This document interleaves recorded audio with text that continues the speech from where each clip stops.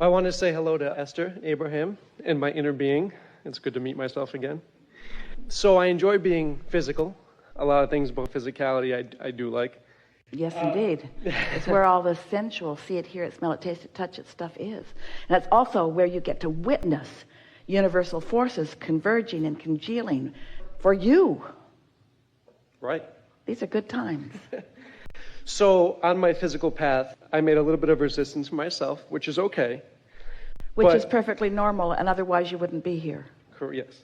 I want to talk about, I understand that I sift through the contrast of life, and I choose my preferences on what I want. Can't help it, can you? What's that? Can't help it. I cannot. But I feel like I understand that I just make my preference and I let the universe bring it to me. Yeah, if you're smart.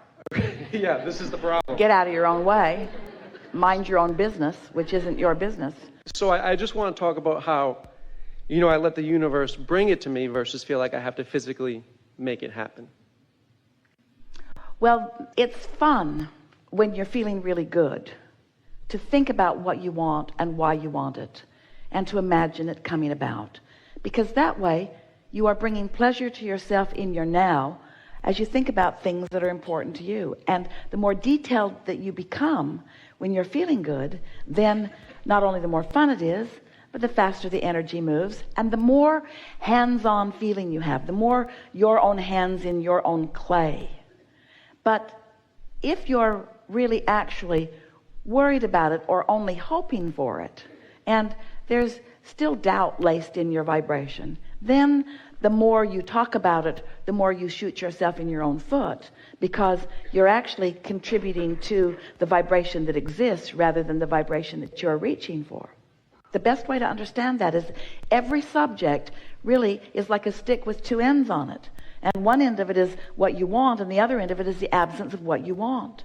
For example, if you're thinking about more money, we bring that up often because it's a common intention among most humans. So as you're wanting more money and you're thinking about more money, but it makes you feel worried, or it makes you feel envious, or it makes you feel angry, or it makes you feel blameful, then the more you're thinking about it, the more you are not working for your own cause. It's the conversation that we just had with our friend about still be beating the drum of the problem rather than being in vibrational sync with the solution. Yeah. So I guess that in my physical life, sometimes I feel like it's almost cheating, like I can't just let the universe bring it to me, pet my dog, and then that's a belief you do well to work your way out of. Because that belief says, I'm not worthy and I have to earn through my hard work and action. And what the laws of the universe are saying is line up with it and is yours. Yeah. In other words, it is as simple as tuning your radio dial to the station that you want to hear. Esther and her friend were coming from the airport, and a driver, really a nice guy, having such a good time. He was enjoying the beautiful day on Friday afternoon when they flew in. And he said to them, do you have Bluetooth on your phone? And Esther said, yes. Can I be the DJ? And so he tried to set his radio so that Esther's Bluetooth could hook into it so that she could play the songs on her phone. But the screen said, cannot happen while vehicle is moving. He pulled off on the side of the road to make it possible for Esther to play her music through the phone. It was exhilarating to watch technology line up with what Esther was choosing. So she'd play a song until everyone had received the high from it, and then she'd play another one. She didn't play a whole song all the way through. She just kept playing a song until it got to the best part, and then she'd play another song until it got to the best part, and then she'd play another song until it got to the best part. And many of the songs she was playing, he had never heard before. She couldn't believe it. How can you not know all of my favorite songs? They didn't want to get out of the car. He said, can we just drive around for a while? They came to the hotel, and they all said, oh. Of course, the point that we're making is that when you set your radio dial, what's there is there. And there is no one that comes on and says, you haven't suffered long enough. Listen to more songs you don't like. You have to listen to 10 songs you don't like. There must be a song struggle. And then we'll give you a little bit of the song that you like to hear. There's nothing like that. Just line up with what you want, and the universe delivers, not only delivers it to you quickly, but delivers it to you through the path of least resistance that is the most satisfying path that you've ever experienced. Good thing after good thing after good thing after good thing after good thing coming to you because you deserve good things. Where do you get this stuff? Who has pinched you off from your sense of worthiness? Someone with shortage consciousness about the good stuff. Someone who thinks that the pie is only this big, and if you get too much of it, you'll deprive them of it. Sure. And we say, do you ever say, oh, I've been well for so long, and all those sick people, I think I'll be sick for a while. I'll be sick for the month of June to allow more people who ordinarily would be sick to be well. You don't say that. Because you know that you're not depriving anyone of wellness, and you're not deprived by being well, and you're not depriving anybody of clarity by being clear-minded. You're not depriving anyone of anything by tuning in, you see. But there are those who don't know that, who convinced you that you should not be selfish. They accuse us. Abraham, you teach selfishness. We say, guilty as charged. We do. If you're not selfish enough to care about how you feel, then you're not going to tune into the resources that are already earmarked for you. You should see your vortex. If you want to feel worthy, if you want to know, oh, we would like so much if you could peer into this vortex and understand all the good stuff that you've put there since you were born into this body and even before. How it's all there, encoded with the vibrational DNA of that which is you, all queued up for you, just waiting for you to get into that sweet spot so that you can lean forward and not get conked on the head with something. Yes.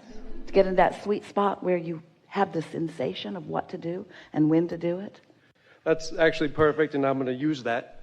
My other question is, so, I believe that, I've heard that Earth is like a master class, because as infinite intelligence, we chose to come to Earth knowing that we were going to forget who we actually were in order to remind ourselves and work our way back towards that. Part of what you're saying is true in that you don't remember before, because you don't need the clutter of all of that, because from the lives that you lived before, you've created a vortex that always remembers. And when you get in sync with who you are, you always remember.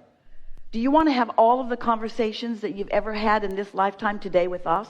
Would that even be possible? Would you like to try to cram that in to this poignant moment in time? Or is it enough that you've had them, you've evolved, you've become, and now here you are having this conversation? And so, of course, all that you've ever been before is active and vibrant. When you reemerge into non-physical, you leave behind all doubt and fear, and you take with you all that you are. That's who you are, you see. And now, all you must do, all you have to do, is just find vibrational sync with that, and everything that is important for you to remember about who you are is there. It is enough from all that you've lived to remember that you're worthy. So when you call Earth a master class, we take issue with it in this sense. You have not been sent here to learn, and you've not been sent here to redeem, and you've not been sent here for any reason. You've come for the joy of expansion. That's all. You've come for the joy, the never-ending expansion. You've come for the joyous, never-ending expansion. You haven't come to remember what you've forgotten. You've come to sync up with what you know, but that's far different than being demanded to remember what you've forgotten. Can you feel the difference? When you sync up with who you are, our friend, how do you think she knew that the grate from the ceiling was going to fall? Is that something that she needed to remember? Oh, I have to remember everything that fell on me in every past life. What were the circumstances? I must remember. Where was I? Did I have the spear, or did he have the spear? Who had the spear? Who set who on fire? I don't remember how it went. Did I fall in the big hole, or did a tree fall on me? I can't remember. I can't remember these things. It's not like that at all. You get tuned in, tapped in, turned on, and in your powerful now, and your inner being knows where you stand in relationship to all else and gives you guidance, you see. It's not a master class. It's a master tuning, a master aligning. It's being the master. It's having the enlightenment. It's being in sync with that knowing, you see. That's awesome. I just have one last thing. If Abraham wants to add anything, one of my favorite sayings I've heard is that circumstances don't matter. Only state of being matters. And I want to see if Abraham had anything to add to that statement. Instead of the word circumstances, we like to use the word conditions because you have a human phrase that you use quite often, but you sort of misunderstand it when you talk about unconditional love. So we would say unconditional alignment or uncircumstantial alignment. Unconditional meaning that you can find alignment regardless of the condition. But if you let the condition occupy your thinking, then the condition, it might be a wonderful condition and it might cause you to soar. But it might be an awful condition and it might cause you to vibrationally plummet.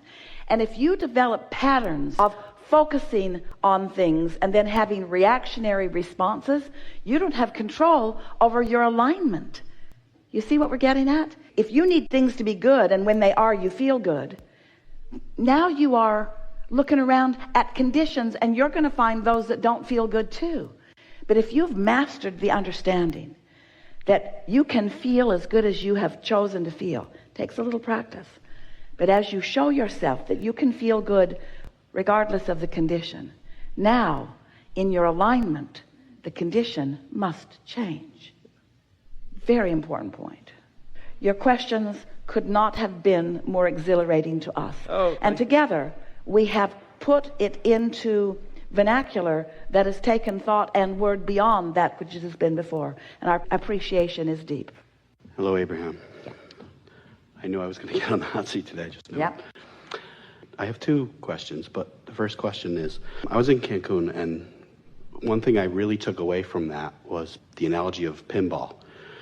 And playing pinball, to me, was, since then, I've been thinking about efforting, and when I don't want to effort, and when I do want to effort. Often you feel like applying effort when you haven't been flowing your energy in a productive way, and so you're trying to compensate with effort for energy that isn't flowing. That's why it feels like effort. So sort of bucking your own current, so to speak. And what I want to do is I want to be better at knowing when to hit the flippers. And, you know, the ball's out there and it's floating around, and I don't want to be hitting the flippers when it's up there. Timing is really everything. Right. Timing is everything in this law of attraction-based, cooperative component-induced universe. And timing is about alignment, isn't it? So the answer to how I have better timing is just feel good more of the time, because it's in those states of feeling good, now as we said earlier, or appreciative, or happy, or joyful, or interested. You can feel the difference. And if you're not sure, then sort of play emotions. When you're feeling really good, acknowledge it and rest in it. Sometimes Esther will be with friends or a friend somewhere, and she will just have this wonderful feeling of satisfaction come over her, usually in a restaurant, because it is usually beautiful. There's usually the promise of something delicious to eat or something delivered delicious to eat. There are fragrances in the air and music in the air. In other words, all of her physical senses are usually focused in a way. So often she will sit and she will just look around and even try to draw them into a conversation about why this moment in time feels so very good. Practicing those thoughts that induce those feelings so that you keep more of those vibrations active within you longer, because as you keep those feelings active within you longer, law of attraction promotes them with more feelings like them, so the better it gets, the better it gets, the better it gets, the better it gets. And I feel that, and I feel like I'm getting better and better and better at it. I've been doing this for a while. Well, that's the key. If you've been listening to us for a while, you can feel that what we're saying to you these days is get out ahead of it, rather than waiting till there's negative emotion that you're trying to overcome, which is hard and often is contrived and often is counterproductive and often backfires, because you're trying hard and all you end up doing is amplifying the thing that you're worried about. But if you get out ahead of it by waking up in the morning and getting it going, or by catching yourself in a moment that you weren't even aware was on its way to you, and there it is, and you're enjoying it, that's the way. So almost like the last person who was up here, it was what I felt was, you know, she's at a certain level. We're all at a different level. And we want to always raise that and expand ourselves. Oh, there are no levels. There are no levels. There's nothing like that going on. There is alignment or something less than it. And it's in this moment Always. The only reason that where you were yesterday has anything to do with where you are today is that your propensity for alignment is greater today if you were in alignment yesterday, just because of the practice of vibration. But there are no levels. So it's practicing and practicing until... Yes, and at the basis of that is caring, really caring about feeling good.